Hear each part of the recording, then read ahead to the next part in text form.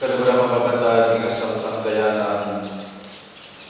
Inya pong seminarista po may bakasyon po kaya kami. May tawag nga sa kititang bunso ng anak at chiko. Inya kapitanan Bing, ginising na po. At nga na sinabi, Greg, mantong kang tricycle. Sinabi ko ang chiko at siya ako, alas 12 na namin Bing. Ala ng tricycle kanya. Matutod na ang leksiping tamang balik. Patuloy mata siya ng nating anak ng chiko mga kanakong Greg, manggising ka. Kailangan na yung dalang hospital, inganako. Metong buka rin bigagap na ning metong kapengari. Ito sana po ang masakit la rin ang anak. Po ang masakit sa asawa, gawayan pangalan. Bang bumaghiya, bang bumayang yan. At nung nating meto ka masakit, akaranasan ng meto may do, nung sakaling mati kaya naman. Dakal ko po ang nilalang pengaring babae, may tela rin anak da, 3 years old, 6 years old, may buglang mamurin.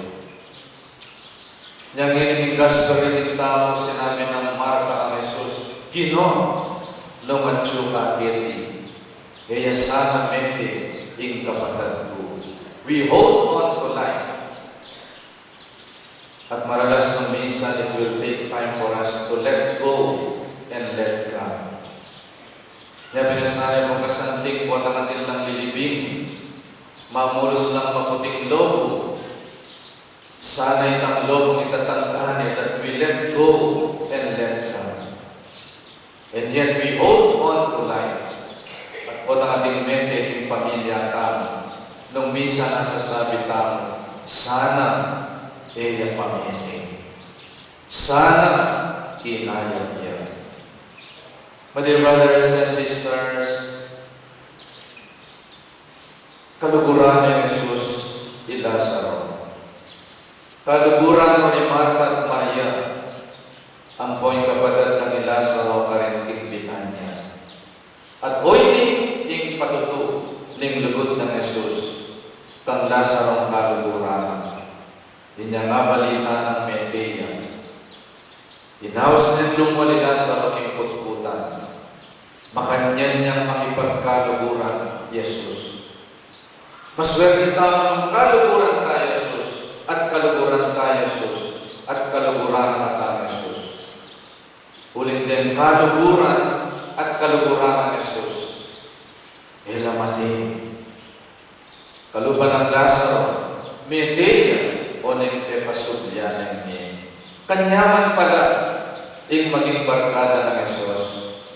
Makipagbarkada lamang kaya.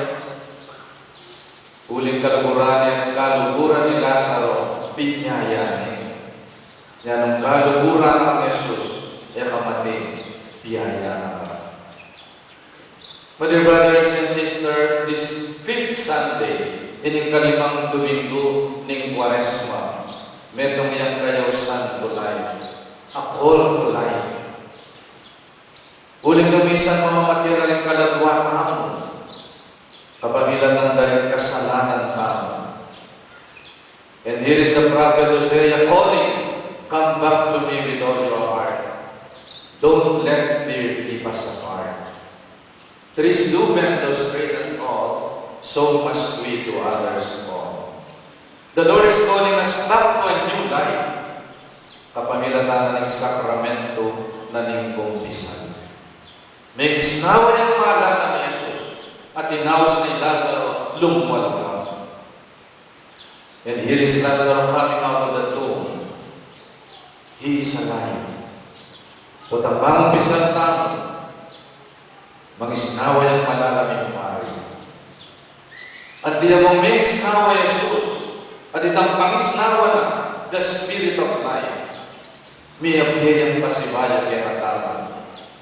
And we will rise up from the confessional with a new life in Christ. A life because of God's love. Biyaya na katamo ning lugod ning Diyos. Bubuhayin kita magpakailanman. At detang kaluguran ka, tada mo rin mati, at tutok mati.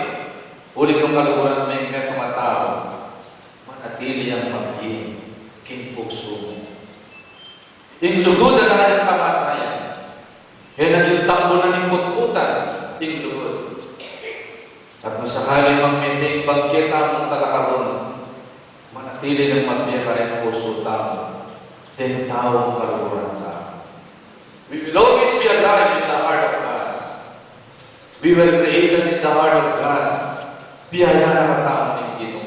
Binyanyang miting anak na, King Cruz. Tinuloy na luwain God the Father. And He would not allow the death of His Son. Nakita naman ko, sinutli ang Mekye.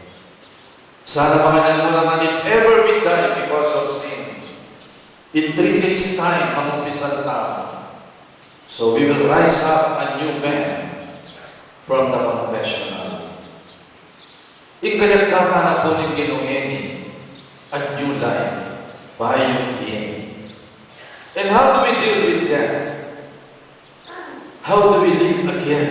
How do we win over death? Babiyan po kayo magkakaroon ng gospel ng 4 na pangalan how to live again. Muna-muna, kitang ng Jesus, luka rin niya ko. Let us identify our dreams. Luka rin niya ko ng sarili mo, timuli ng bisyo mo, at ng kasalanan mo. Luka rin nakakipot ng kasalanan mo. Let us identify our dreams. Balibote kong kaluguran with Leslie Baleno. After the blessing, may tapat sa kanako. I lost 2 million in the casino. In 2 weeks' time, sabihan mo kay asawa mo mamukay. Sinabi ko na po kaya at sinopa ako. Nangabalo na ng asawa ng British, may samud siyang 2 million in kayang asawa. In 2 weeks' time, ilang nagwaming decision na munta ng pasibayang ng kasino. Nagtukampo. Pepalitrado na yung asawa na yung asawa na. Pepalitrado na yung babaeng sarili na kanyang security guard ng kasino. At sinabi ng karela, please post my picture kanyang unwanted persons in the casino. At po nakakakit kung lulog ng kasino, ibawal nyo na akong tambing. In-identify nila kanyang putputan at pepasaw niya kanyang security guard ng casino, ila mismo ibawal nito. If ever din pitis na idalatang pasibayan ng casino, makapanabili na kanyang guardia, yede panuban. Let us never go back to our graves. O tamibang ang tao, yan para sana babalikan, ting putputan tao. Sinabi ng Ginoo, second step to a new life. Ilakoye, ting takap ng bato. At sinabi ng Marta, kaya Ginoo, mamaunay kanya. 4 na yung alto, makaputput. Sinabi na ng Ginoo, kaya kami kaganaka, sanay mo king mapulok. Sanay mo pa rin bulok na rin kasalanan na rin tao. And I'm here ready to forgive you. Bali, kung anong kaluguran may mga tao, may paborin, nagugulong. Nung ikalulugod ka, at kaluguran may mga tao, mo paborin, mabulong. Yan ang kaluguran mo rin anak mo, mabulong tayo naman dito. Demerit kaya kayo. Pero ang kaluguran mo rin anak mo, kaya nang bibyaluman, mo po rin marusing. Nung kaluguran may asawa mo, potang masakit sa lamasan may pandirian. Nung kaluguran mo rin may maring, potang bedridden na daw.